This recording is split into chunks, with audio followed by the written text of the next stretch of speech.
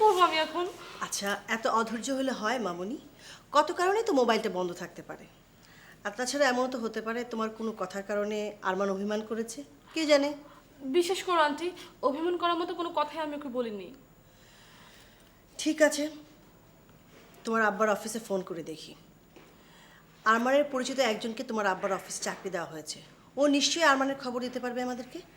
হুম, শোনো, তোমার আব্বার সাথে কথা বলার আগে তুমি কিছু খেয়ে নাও, সারাদিন কিছু খাওনি। এসো এসো এসো।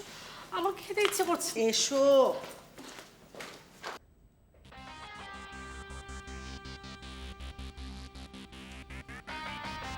স্যার, স্যার চৌধুরী টেক্সটাইল মিলের ওই সহকারী হিসাবরক্ষক পোস্টে অ্যাপ্লিকেন্টদের থেকে বাছাই করে এখানে 30 জনের কাগজপত্র আছে স্যার। আপনি ওকে করে দিলে ওদের নামে ইন্টারভিউ কার্ড পাঠানো হবে। ঠিক আছে, আপনি রেখে দেন। Okay sir.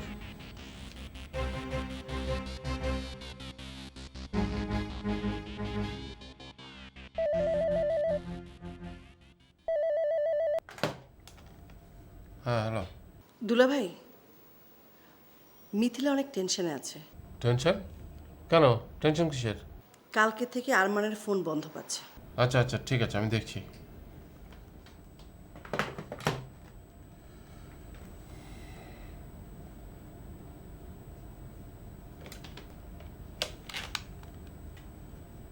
বর্ষা, ফয়সালকে একটু আসতে বলতো আমার এখানে।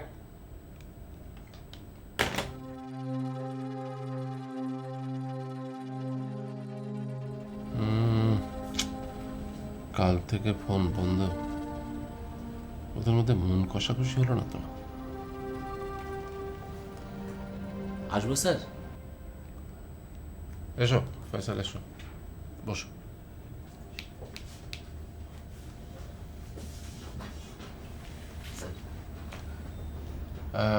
আচ্ছা ফয়সাল, আর মানে কি খবর বলো তো?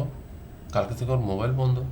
আসলে স্যার, আমি আরমান সাহেবকে তেমন ভালো করে চিনি না। হোয়াট?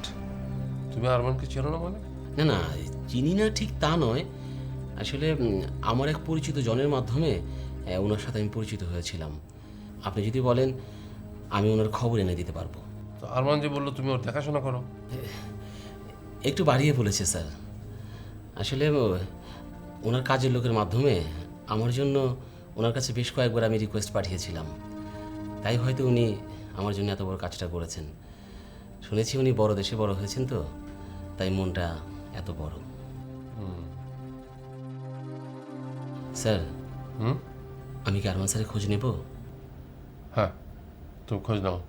তুমি ওকে আমার সাথে দেখা করতে বলবে। আর হ্যাঁ শোনো, তুমি রফিক সাহেবের মেয়েকে বলো তো একটু আমার বাসায় এসে আমার সাথে যেন দেখা করে। জি স্যার। ঠিক আছে, তুমি এসো। আসসালামু আলাইকুম স্যার।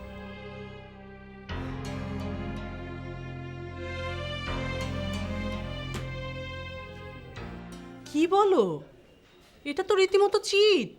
তোমাকে তো বললাম, জাস্ট কিউরিওসিটি থেকে ঘটনাটা আস্তে আস্তে এত দূরে এগিয়ে গেছে। ও মাই গড, আমার মাথায় তো কিছুই কাজ করছে না। আচ্ছা, একটা কাজ করো, তুমি মিথিলাকে সব কিছু খুলে বলতে বলো আরমানকে। না না, মিথিলাকে বলা যাবে না, তাহলে তোমার চাকরি থাকবে না। তোমার কাছে আমি এমন একটা বুদ্ধি চেয়েছিলাম যাতে সাপও মরে, লাঠিও না ভাঙে। এখানে সাপ লাঠির ব্যাপার না, একটা মানুষের জীবন।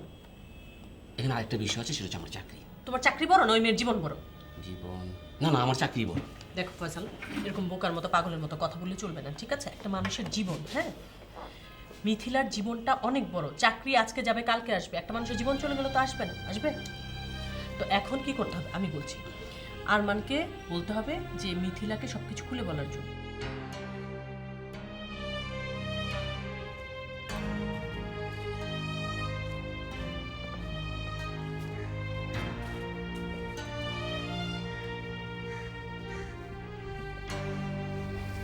দোস্ত, মন খারাপ করে কোনো লাভ নাই। পরিস্থিতি যেভাবে হোক শান্ত করতে হবে, আর মিথিলাকে হাতে রাখতে হবে। পরিস্থিতি শান্ত করব কিভাবে?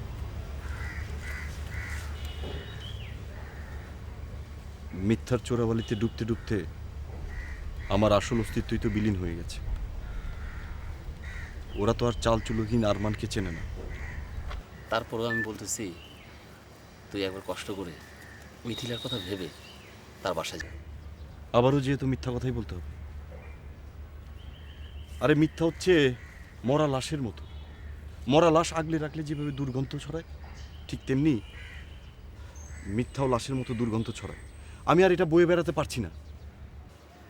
দোস্ত, মিথিলা একটা মানসিক সমস্যাগ্রস্ত একটা মেয়ে, মেন্টালি ডিসঅর্ডার, অনেকটা সিক বলতে পারিস।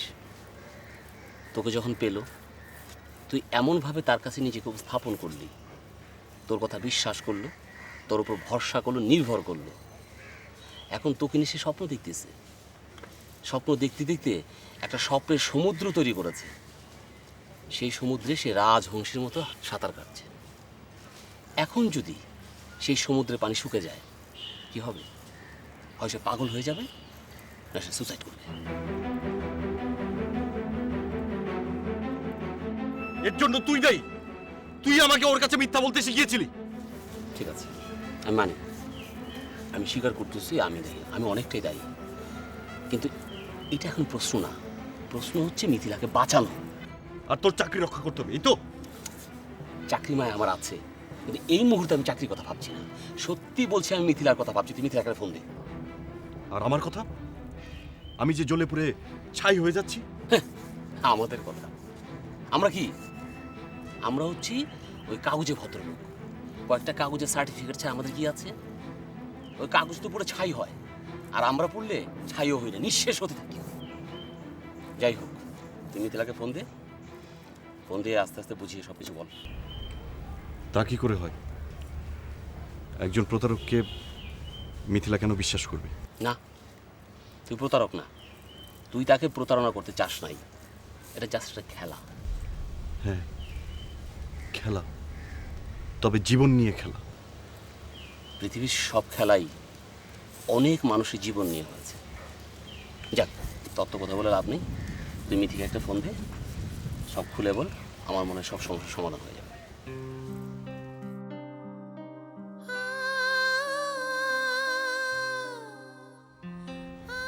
দেব, কিন্তু এর শেষ কোথায়? এর শেষ কোথায়? এর শেষ হচ্ছে সময়। সময়ের উপরে ছেড়ে দে, যাওয়া হবে। ফোন দে।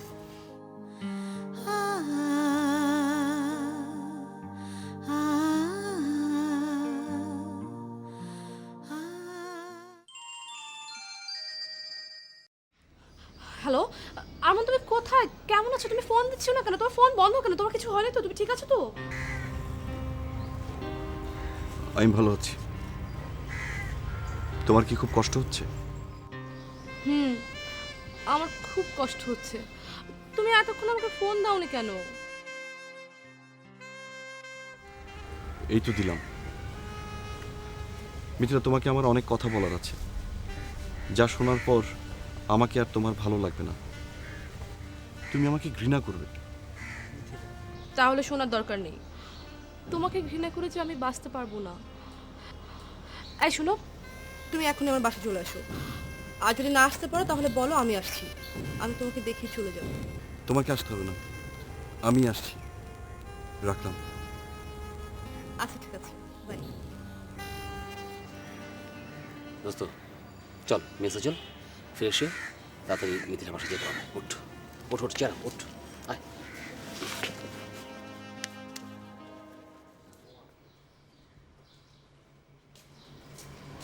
আসসালামু আলাইকুম স্যার। ওয়ালাইকুম আসসালাম। স্যার একটা কথা আপনার খুব জানানো দরকার। হ্যাঁ, বলো। মিথিলা ম্যাডামের অবস্থা খুবই গুরুতর। তৈনাস বাপ।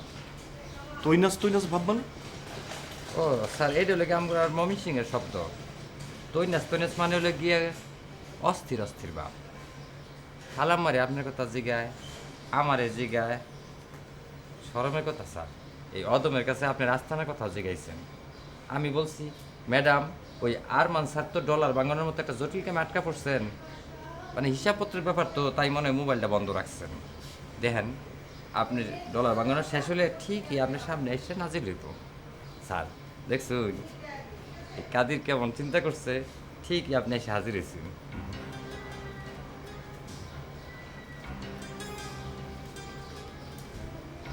চান্দু, আজ তোমার খবর ঠিকই নিয়ে ছাড়বাম। আশ্চর্য। আচ্ছা তোমার কেমন আক্কেল বলো তো? মেয়েটা এমনিতে মেন্টাল ডিসঅর্ডারে ভুগছে, আর তুমি ওর সাথে রাগ করে ফোনটা বন্ধ করে রেখেছো। আসলে আন্টি, মিথিলা যে মেন্টাল ডিসঅর্ডারের পেশেন্ট আমার জানা ছিল না। ও না, মেন্টাল ডিসঅর্ডারের পেশেন্ট মিনস ওই আর কি ইমোশনাল হলে আর কি হয়ে যায়। এনিওয়ে, মিথিলা ঘরে আছে, তুমি যাও। জি।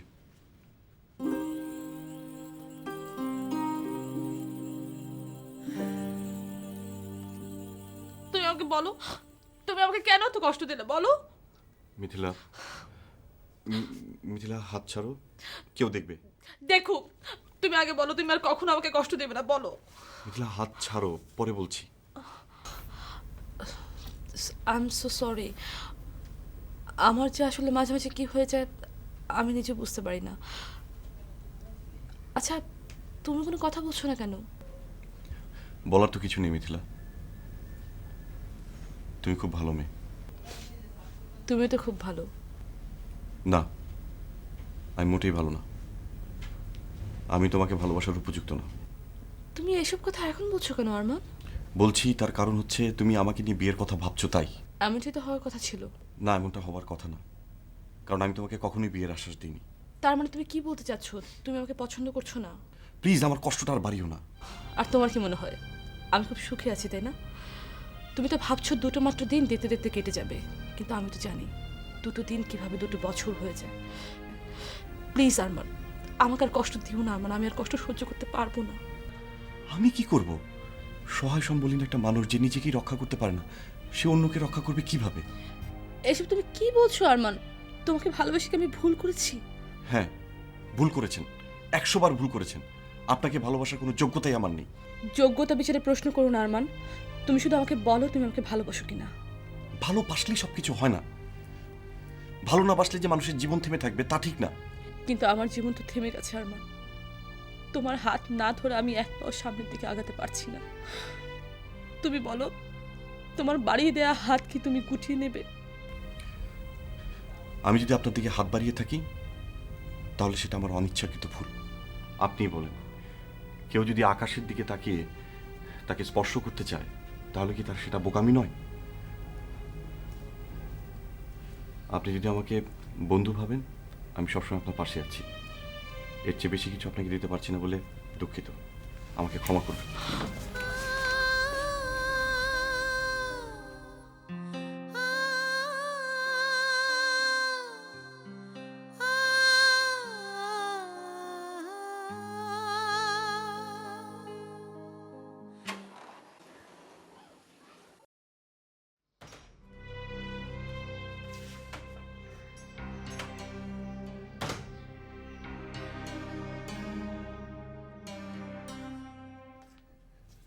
আরে মামুনি, মিথিলা, কাঁদছো কেন? আরে আন্টি, আন্টি আরমান আমাকে বিয়ে করতে রাজি হচ্ছে না। বললেই হলো? বিয়ের কথা বলে এখন বিয়ে করবে না বললেই হলো?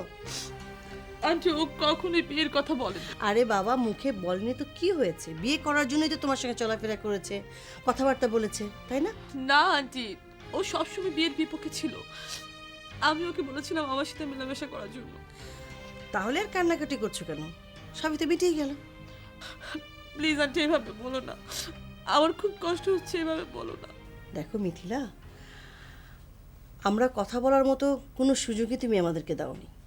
আমরা কতবার বললাম ছেলেটার বাবা মা কে, ঠিকানা কি জেনে নাও। তুমি বললে ছেলেটাকে যদি ভালো নাই বাসি ঠিকানা দিয়ে কি হবে, পরিচয় দিয়ে কি হবে? আর এখন আমরা কি করতে পারি বলো? আমি কিচ্ছু জানি না, আমি কিচ্ছু বুঝতে চাই না। ওকে ওকে মামুনি, পাগলামি করে না, আমি দেখছি কি করা যায়, সব ঠিক হয়ে যাবে। কি হলো, না খেয়ে শুয়ে আছিস যে? শরীর খারাপ করেনি তো? আয় খেতে আয়।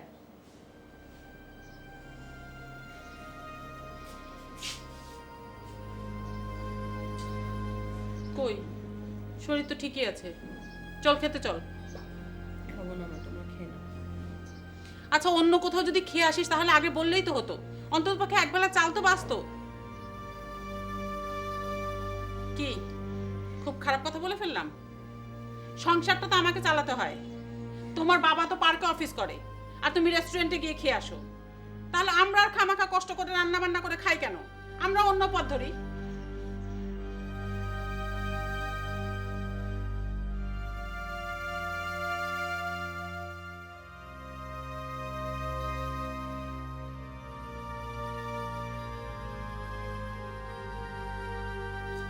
দেশ উদ্ধার করতে যাওয়া হচ্ছে? বলি মেয়ের কামাইটা বসে বসে খেয়ে শরীরে তেল জবাচ্ছ, আর পার্কে গিয়ে ওই বুড়োটার সাথে হেঁটে তেল কমাচ্ছ। এইভাবে কি চলবে? মানুষের তো লজ্জা ঘৃণাও থাকে। আমার লজ্জা ঘৃণা কিছুই নেই, আর মেয়ের কামাই খেতে আমার কোনো অসুবিধা হচ্ছে না। তোমার অসুবিধা হবে কি করে? তোমার তো গন্ডারের চামড়া। তুমিও গন্ডারের চামড়া লাগিয়ে নাও। কিছুদিন আগে চিড়িয়াখানা একটা গন্ডার মারা গেছে, খোঁজ নিয়ে দেখো, চামড়াটা পেতে পারো। উফ, অসহ্য। তো মাস্টারটাকে তো তাড়িয়েছো, এখন মেয়েটাকে পড়াবে কে? চাকরিটা তো খেয়ে বসে আছো, এখন বসে বসে না থেকে মেয়েটাকে পড়ালে তো আর তোমার জাত যায় না। আমি পারবো না। তুমি তাড়িয়েছো, তুমি পড়াবে। তা পারবে কি করে? পড়া পারলে তো পড়াবে, সব তো গুলিয়ে খেয়ে বসে আছো। তোমাকে চাকরি থেকে তো আর এমনি এমনি তাড়িয়ে দেয়নি। তোমাকে তো তাড়ায়নি, তুমি পড়াও। তোমাকে দিয়ে সংসারে কোনো কাজ হয়েছে?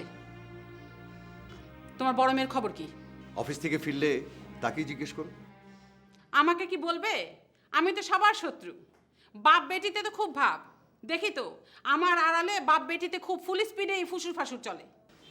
তুমি কি চাও তোমার ভয়ে মেয়ের সঙ্গে কথা বলা বন্ধ করে দিই? না না না না, তা করবে কেন? আমি কি, আমার চাওয়ার কি কোনো দাম আছে? তা তোমার বড় মেয়ে কি ওই জুনিয়রটার সাথে এখনো হাওয়া বাতাস খেয়ে যাচ্ছে? আমি জানি না, তবে চাইনিজ খাওয়ার চেয়ে তো হাওয়া বাতাস খেয়ে কাটানোটাই ভালো। তাতে তোমার কোনো লোকসান নেই, সংসারও টান পড়বে না। কথায় তো খুব পালোয়ান। তো এই পালোয়ানগিরিটা আমার সাথে না দেখিয়ে বড় সাহেবকে দেখালে অন্তত পক্ষে চাকরিটা টিকিয়ে রাখতে পারতে, নাকি সব পালোয়ানগিরি আমার জন্য জমা করে রেখে দাও? বুঝতে পেরেছি, আমি না যাওয়া পর্যন্ত তোমার কথা থামবে না, তাই চলুন।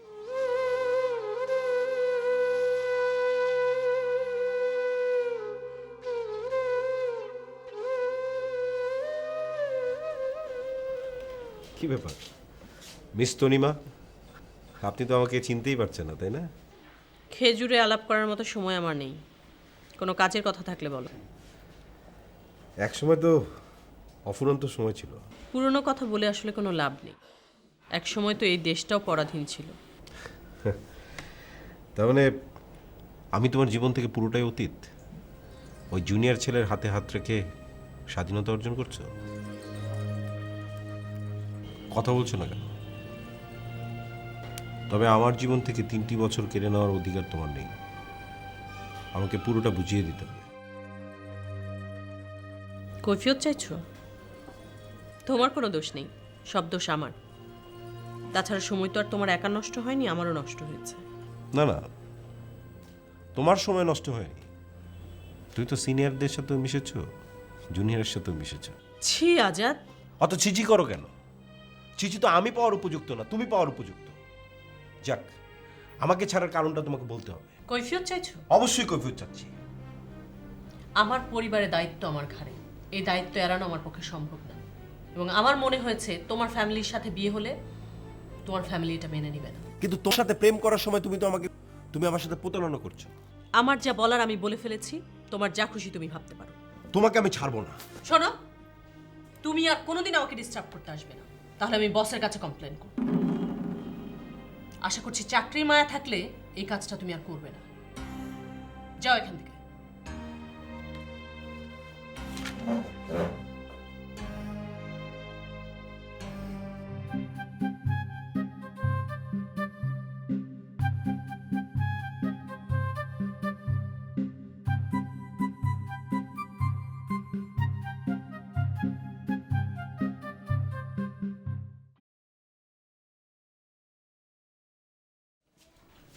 আসসালামু আলাইকুম ভাইজান। ওয়ালাইকুম আসসালাম। এ না আরমান ভাই তাই না? হ্যাঁ, আপনি কে, কোথেকে এসেছেন?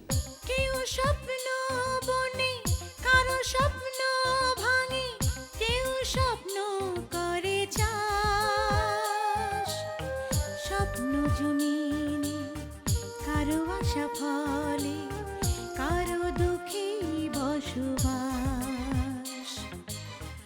তবুও জীবন চলে জীবনের নিয়মে বহতা নদীর মতো